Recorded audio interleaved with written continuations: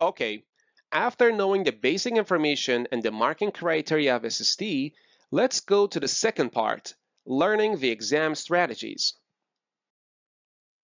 First, let's talk about how we should allocate our time in SST. Do you still remember the total time allowed for each SST task? 10 minutes. When the time is up, our answer will be automatically submitted. So we have to manage our time well. First, we need to spend 1 to 2 minutes to listen to the lecture audio. While listening, remember to take notes. Then, we should spend 5 to 6 minutes to convert our notes to answer. And do not forget our last step, proofread.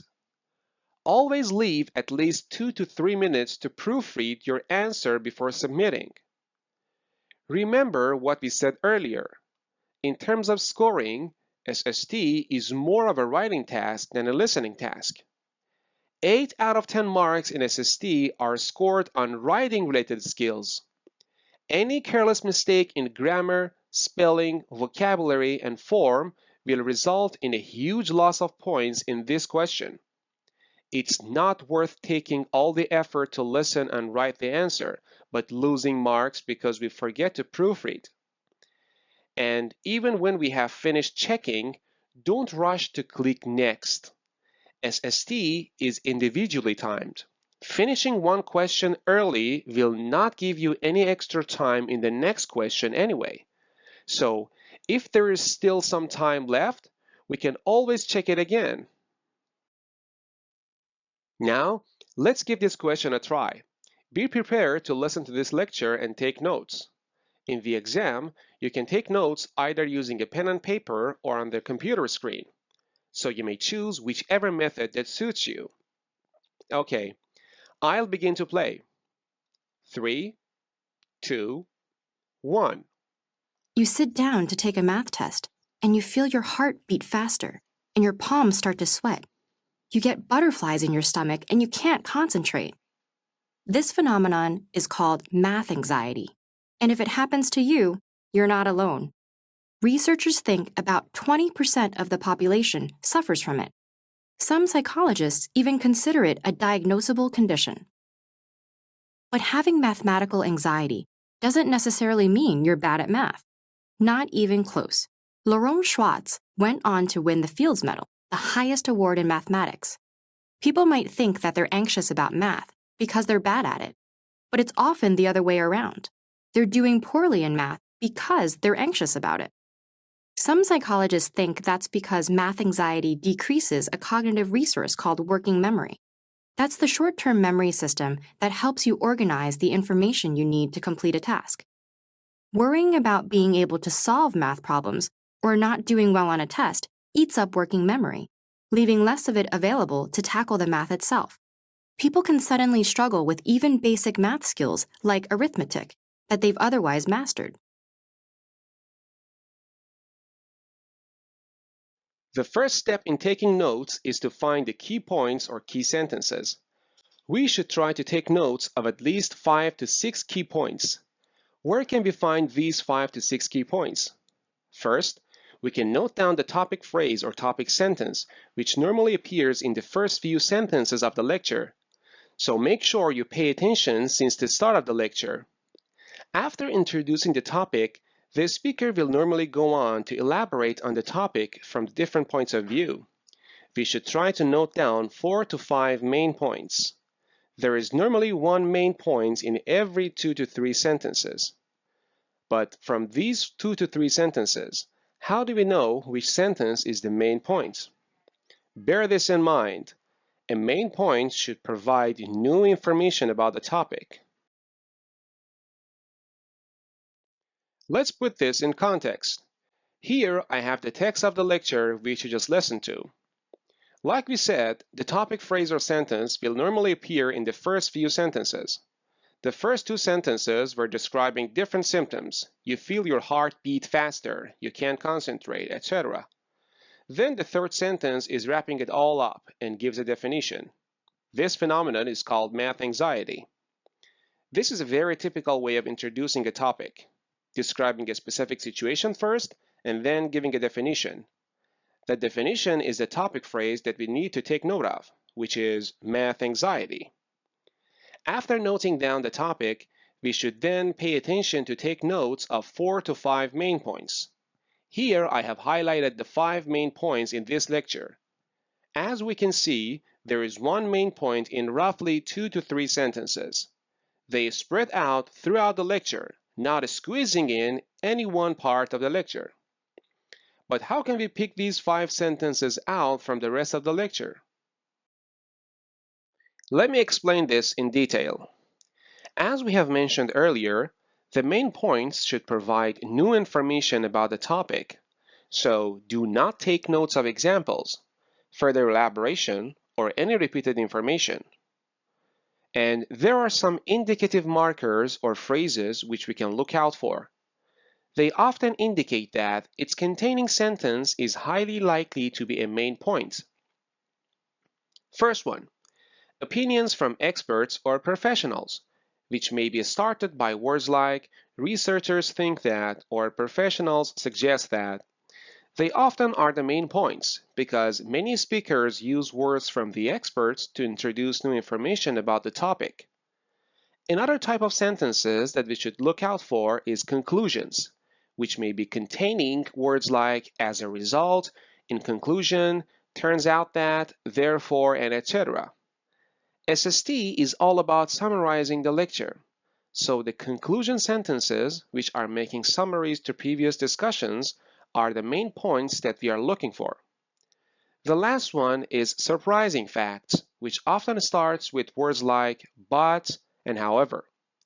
When a speaker makes a sudden turn, the surprising facts are normally what the speaker truly wants to stress on. They often provide new information about the topic, so we should pay attention to these words as well. Now, let's get back to the lecture. In the first sentence of the second paragraph, we can see that it starts with researchers think. This is an indicative marker for opinions from professionals. We should pay attention to it. It says, about 20% of the population suffers from it. The word it refers to the topic phrase, math anxiety. This sentence gives information on how many people have this anxiety. It is new information related to the topic, so we should note it down as a main point. Let's see the next sentence. Some psychologists even consider it a diagnosable condition. It seems that psychologists even consider is indicating another opinion from professionals. But notice the word even here. It's trying to say that 20% of the population suffers from math anxiety, and this is so large a group that some psychologists even think the anxiety is diagnosable. So this sentence is a further elaboration on the previous sentence, which we should not take notes of. Next sentence. We can see that it starts with the word but, which is an indicative marker for surprising facts. We should pay close attention to it. It says, having mathematical anxiety doesn't necessarily mean you're bad at math. This is a new piece of information related to math anxiety, so we should take note of it. The phrase after it, not even close, is like an add-on. It's supplementary information. We can ignore that. Next sentence. Lawrence Schwartz went on to win the Fields Medal, the highest award in mathematics. Here, the speaker takes a real person as an example to support the previous sentence, and we should not take notes of examples. Next sentence. People might think that they're anxious about math because they're bad at it, but it's often the other way around. Here, we see another indicative marker but, indicating a surprising fact. So we should pay attention to the content after the word but, which is, it's often the other way around. Which the other way around? Why way? The speaker has not mentioned yet.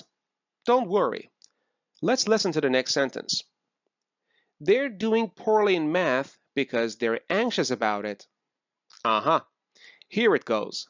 This is the other way that it was trying to say. So this is the main point that we need to write down. Next sentence. Some psychologists think that's because math anxiety decreases a cognitive resource called working memory. This sentence starts with "some psychologists think," which is an indicative marker for opinions from professionals. It gives the reason behind why math anxiety will cause poor performance in math. It is another new piece of information related to math anxiety. So this is another main point that we should take note of.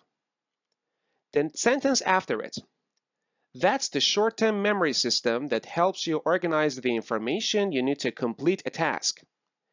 It is describing what the aforementioned working memory is, but our topic is math anxiety, so this cannot be a main point. The next sentence. Worrying about being able to solve math problems or not doing well on a test eats up working memory. This sentence is similar in meaning to the main point we chose before. Math anxiety decreases working memory, and we should not take notes of repeated information. But the later part of the sentence, leaving less of it available to tackle the math itself. This is a new piece of information related to the topic. It completes the meaning of the previous main points. We can note it down. The last sentence.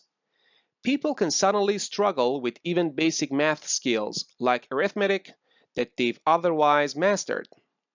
This sentence is giving an example on the previous sentence, showing what it is like to have less working memory to tackle math itself. So we should ignore this. Okay, so this is how we can use these tips to find our accurate key sentences. Now, let's take a quick recap of the tips in finding accurate key sentences. Overall, we should note down 5 to 6 key points while listening. The first one we can take note of is the topic phrase or sentence. It normally appears in the first few sentences. Then we should continue to note down 4 to 5 main points. There is normally one main point in every 2 to 3 sentences. Each main point should provide new information about the topic, so we should not take notes of examples, further elaboration, or repeated information. And we can pay attention to some indicative markers which often indicate that this sentence is highly likely to be a main point. The first one is opinions from professionals. We should look out for phrases like researchers think that, professionals suggest that. The second one is conclusions. We should look out for phrases like as a result, in conclusion, turns out that, therefore, and etc. The last one is surprising facts. We should look out for words like but, however. Making good use of these tips will help you find accurate key sentences, and you are halfway to a full mark in content. Even though the tips I taught you just now can lead you to a full mark in content, I have to admit that they do require good listening skills. You need to be able to quickly understand what the speaker was talking about and make decisions on which sentences are the key sentences. What if you cannot understand the lecture and it is too difficult for you to determine the key points? Don't worry too much. There is an easy method for you. You just have to pay attention to the sentences that you can understand and note down as many sentences as possible. At least 5. Whichever 5 or more sentences will do. You do not need to care if it is an example or elaboration. Just take note of all the sentences that you can understand. After all, if the key points you choose are not accurate, you will only lose 1 mark in content. And if you can get full marks in the other dimensions, you can still score 9 out of 10. And it is still a very good score, even if your target score is 79 or above. But there is one catch, one very important thing. You have to avoid getting a 0 in content. So you cannot take notes of only keywords. You still have to take notes of the subject, verb, and object of the sentences. so that you can express the main meanings of the sentences in your answer later. For example, I've highlighted some really simple sentences in the lecture. You don't need to take note of the whole sentence, just the main meaning of it will do. Like, you sit down to take a math test. They're anxious about math, or etc. It's also okay to pick other sentences. Just make sure you note down the main meanings of the sentences. After learning how to find the key points, let's now talk about knowing how to efficiently take notes of these key points.